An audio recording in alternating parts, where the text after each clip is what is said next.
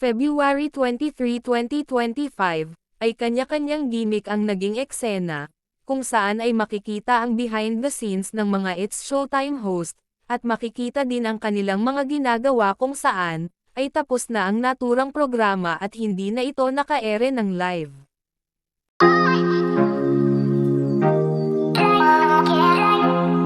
Kanya-kanyang tsikahan at lambingan matapos ang live ng It's Showtime, makikita nga si Kim Chiu at Darren na talagang mag-bestie talaga ang dalawang ito kung saan, ay magkahawak pa ang kanilang mga braso habang ito ay nagtsikahan, makikita din si Carol at Vong na may sariling tsikahan din kung saan, ay halos ng mga It's Showtime host ay malapit sa isa't isa, at syempre hindi naman mawawala ang couple na Vice Ganda at Ayon Perez. Makikita nga na naka-backhug naman si Mimi Vice kay Ayon habang ang buong paligid nila ay busy sa kwentuhan. Maraming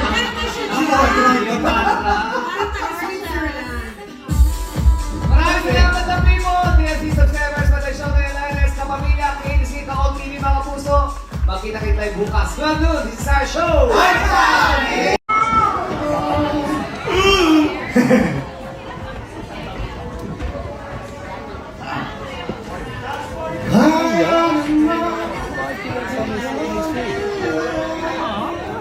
Siya, malamig mo ang pagpapamo na ng baysaya at magtulay ng pag-asa.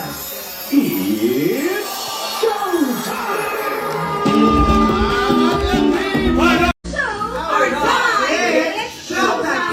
Isayaw mo ako. Ay, Kikil!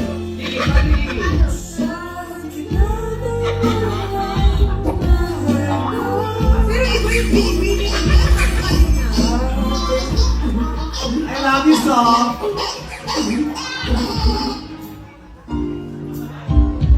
Pwede pa siyang kala mo talaga aabangan niya sa pag-audition.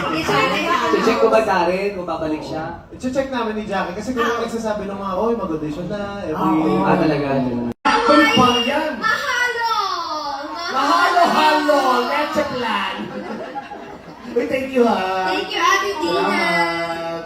Mga taga-Hawaii, naku! Yes! Oo! Ate. Wow! I'm going back to Honolulu just to get back to Maui. Pero binigyan niyo sa amin, Lord God, and thank you po sa rest na binigyan niyo po sa amin kahapon, Lord. Thank you po sa blessings and sa guidance niyo po sa amin and sa show na po ito, Lord God. Thank you po sa love niyo rin po sa amin at sa happiness, Lord God. Lord, patuloy niyo po kaming protektahan and ingatan po sa lahat ng gagawin namin and hanggang sa pag-uwi po namin, Lord God. Thank you po. In Jesus' name we pray. Amen! Thank you, one love people. Aling po everywhere. God bless everyone. Salamat po. Saan tayo, Darren? Saan tayo? Upo muna lahat. Upo muna po lahat. Sabay-sabaw.